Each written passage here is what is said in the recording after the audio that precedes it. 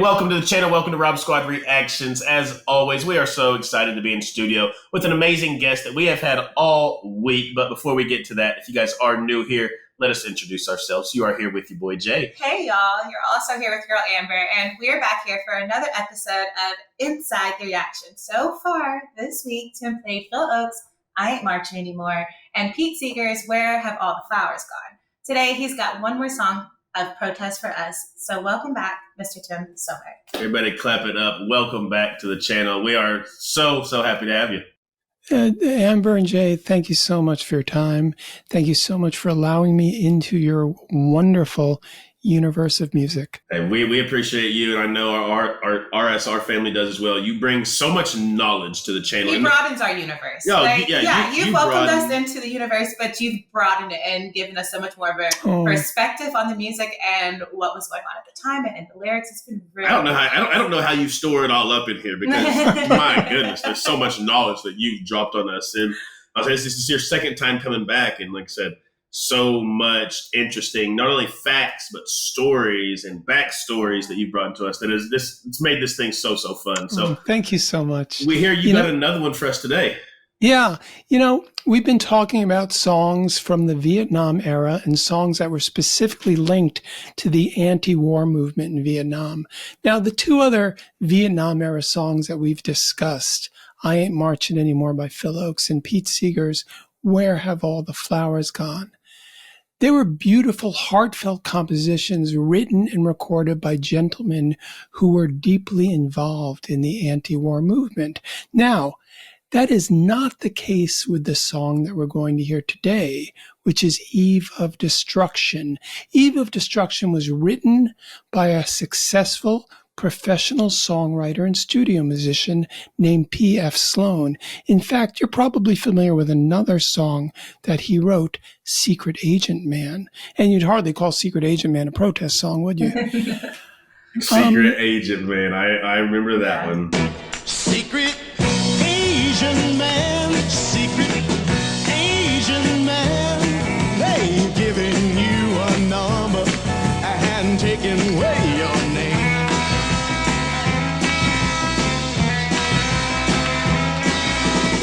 Now, this, even though he had never written a protest song and he's not involved in the protest movement, it is a much-loved and well-known protest song. And it was recorded by Barry McGuire, who was a man who was known as a folk musician, wasn't necessarily known as a protest singer, but he was known as a folk musician. Now, despite being a pretty transparent effort to jump on the anti-war bandwagon, Eve of Destruction is still a very, very impactful song that references some of the most important and controversial issues of the 1960s. And in 1965, it reached #1 on the U.S. charts. And to this day, it's still very, very much identified with the anti-war movement. Right. I see what you're saying. Well, I'm definitely eager to check this out. Now, just by the title of it sounds... Eve of Destruction from Where Have All the Flowers Gone? Like it sounds like it would be a Kiss song with Gene leading vocals or something. But no, I'm definitely ready to get into it. Guys, make sure y'all like the video, hit that subscribe button, and turn on that post notification bell so you never miss a video. Let's check out Barry McGuire, Eve of Destruction. Let's get it.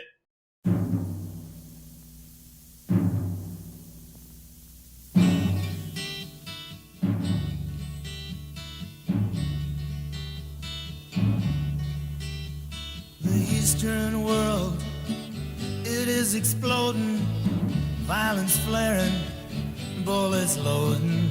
You're old enough to kill, but not for voting. You don't believe in war, but what's that gun you're toting?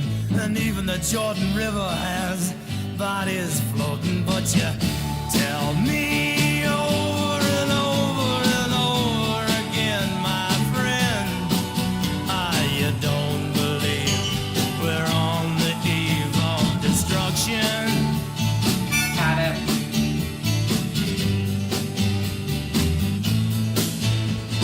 Don't you understand what I'm trying to say? Can't you feel the fears I'm feeling today? If the button is pushed, there's no running away. There'll be no one to save with the world in a grave. Take a look around you, boy. It's bound to scare you, boy. And you tell me over and over and over again, my friend, you don't believe we're on the eve of destruction.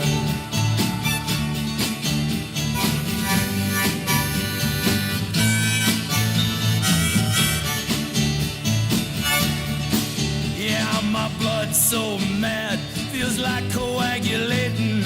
I'm sitting here just contemplating. I can't twist the truth, it knows no regulation. Handful of senators don't pass legislation, and marches alone can't bring integration. When human respect is disintegrating, this whole crazy world is just too frustrating. And you tell me over and over and over again, my friend, you don't believe we're on the eve of destruction. He's literally he's literally laying it all right there on the table. That's right.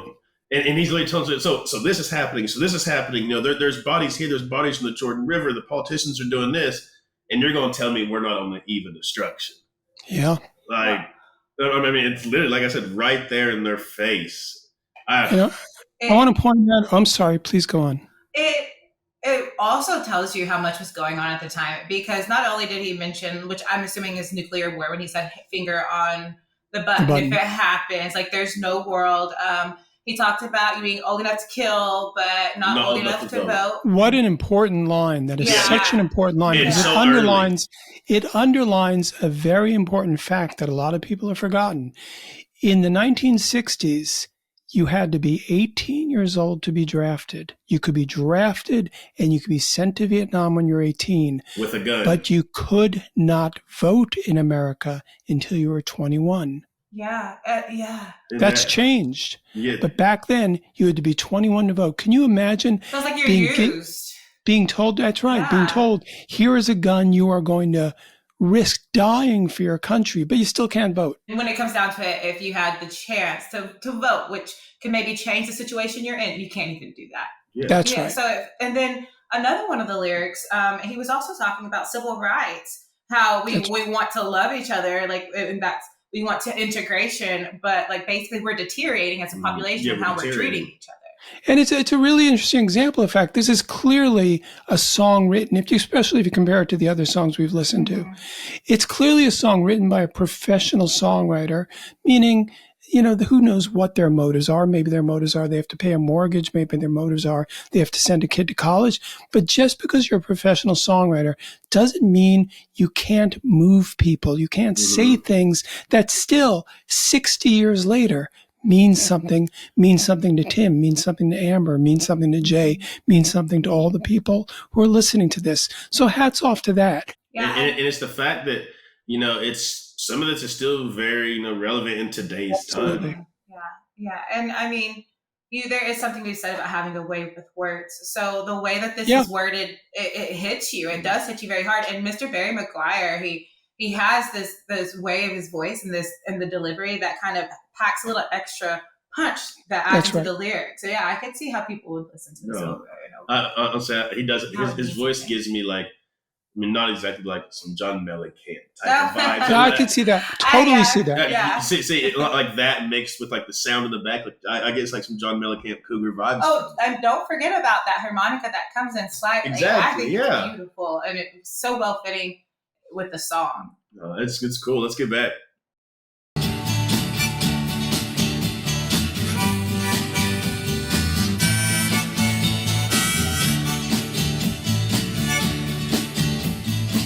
Of all the hate there is in Red China, then take a look around to Selma, Alabama. You may leave here for 4 days in space, but when you return, it's the same old place.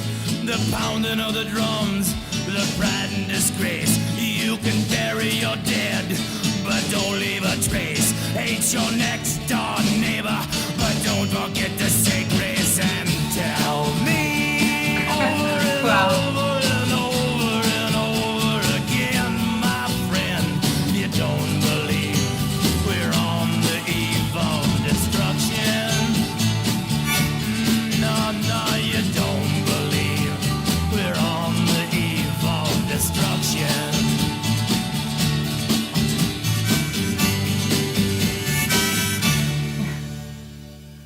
Wow. Wow. Thank you for bringing that one to us. Wow. Yeah, I really enjoyed that. And like I said, there's just so much in that one that I feel like there's still a lot of the same things going on in present time today. And I think it's very important to note that, and you mentioned the last time we spoke, you mentioned that you had done a song by Sergeant Barry Sadler. Yeah. Is that correct? Yes. I want to make sure I'm saying that right. So it's important to note that, as you can imagine, I don't need to tell you this, America was fiercely divided by the Vietnam War, much as we're very divided today. Yeah. But we were fiercely divided by the Vietnam War. And there were musicians who were on the other side of the issue. The most famous of those being Sergeant Barry Sadler. And Sergeant Barry Sadler did a song that you have covered in your show, Ballad of the Green Berets, which was a #1 hit in 1965, the same year that Eve of Destruction was a #1 hit. These are men, America's best. 100 men will test today, but only 3 win the Green Beret. That is crazy. Yeah. Isn't that amazing?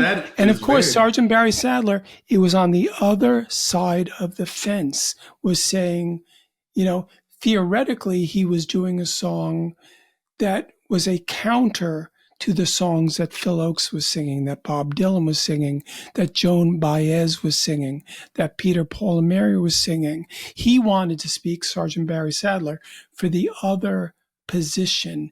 And it so hit with people that it became a #1 song. Wow. Yeah. I'm seeing it like right there. I'm so glad we just got that bit of info, because now we've kind of got like both sides of it now. That's from right. from 1965. Wow. And I That feel was like there's so so much cool many info. lines in this song that we could sit here and dissect and really That's right. see like the meaning in it. One of them was That's right. hate your neighbor, but don't forget to say grace. Yeah. My goodness. A bar. Doesn't that apply to today too? Yeah. I mean, every time. Yes. Don't you think that all the time today Yes. is like, you can condemn these people, you can condemn that way of life, you can condemn that way of thinking, you can condemn that way of loving, but we're going to go to church on As long as Sunday we're and say holy. grace. Yeah, I That's mean, right. and that's a very big problem today, right? I mean, we're taught, and that's why I honestly I love this music channel so much. I love our family members, our RSR family members so much, because I feel like it's so important and special to remember that we are one. And when we hear songs like that, when it says hate your neighbor, but don't forget to say grace, we're taught to hate each other for kind of our skin, for our beliefs, for who we love, maybe for where we're from. To be honest, it's something that's been happening for so many years. But yet, if we're still holy and we're still devout, right? Then it's okay. That's right. But we're not treating the people on this planet in that manner. So I think that line, and with a song that had in a time that had so much going on, that line stands out, and so many lines from that song you can still put in today's time and say, wow.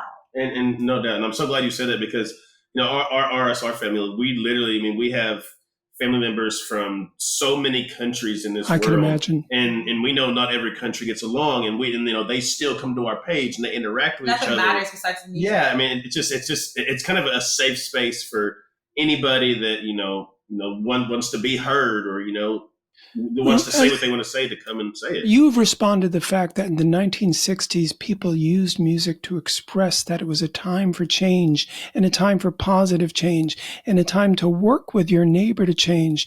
And now, in the 21st century, I feel that you guys are using your channel and using the mediums available to you to make those sort of changes. Well, thank you so much. Like I said, I mean that. we just making people happy. I mean, there's a lot going on in this world. So if you can come hang out with us for 30, 45 minutes a day, and if that makes your day, if it helps you get through it, put a smile on your face, then we feel like we're doing our job and trying to make what little change we can. Well, and we say music crosses boundaries. It crosses, I also think it's really cool that we can see different ages unite just because of like really great music, and like we're not so different, and how much we can learn from the generation before us, right? It's like, I'll tell you, when you guys introduce yourselves and you say your boy Jay and your girl Amber, and I think, should I say, and this is your old man Tim.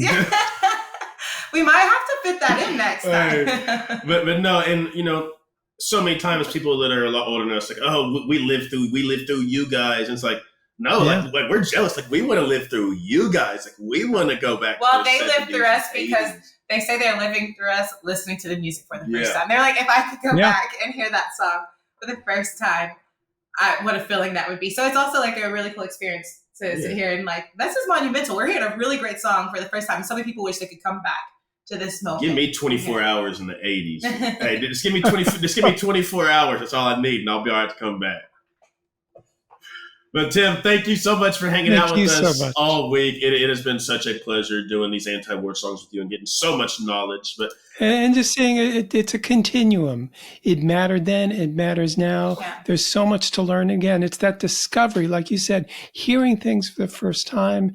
And in fact, hearing these messages from the 1960s that still have resonance today. And knowing that we should know these names. We should know the names Pete Seeger. We should know the names Phil Oakes. We should even know the names Barry McGuire. We should remember these people and find out about their music and find out about how they were so committed to wanting to make America and the world a better place, much as I believe you guys are, Jay and Amber. Well, maybe it's a chance to look back in history and to truly learn from what they're saying, I mean, you would think that with all this time that's passed that you could say we've grown so very much. Yes, technologically, of course, we're talking to you. We're in Oklahoma and you're in Connecticut. So technologically we've advanced, but there is still some things that we need to learn. And perhaps we go back to listen to Joan Baez, John Lennon, Pete Seeger, Bob Dylan, Phil Oakes. Yeah. Well, thank you so much, Tim. Hopefully we can get you back. We're gonna be able to get you back on here in a couple of weeks to do this again. My pleasure. We love having what I'm gonna call our historian, Mr. Tim Sommer, here on the channel. But as resident music expert. No doubt. Thank you. As we always send you guys out of here, we love you. We thank you. We appreciate you. And remember, every single day that you guys wake up, it is a blessing and that you are blessed. And for your new family members, to hit that subscribe button down below. We welcome y'all to the RSR family. But y'all have a goal every day, just like we do. Let them know, Ma. All right, y'all. All you have to do is go out in this world today. We can spread so much light and so much love together by just going out there and trying to make somebody smile. If you can't make somebody smile, make yourself smile. That's the most important one of the day, and definitely add some positivity into the world. Till next time, we'll see you guys later. Tell me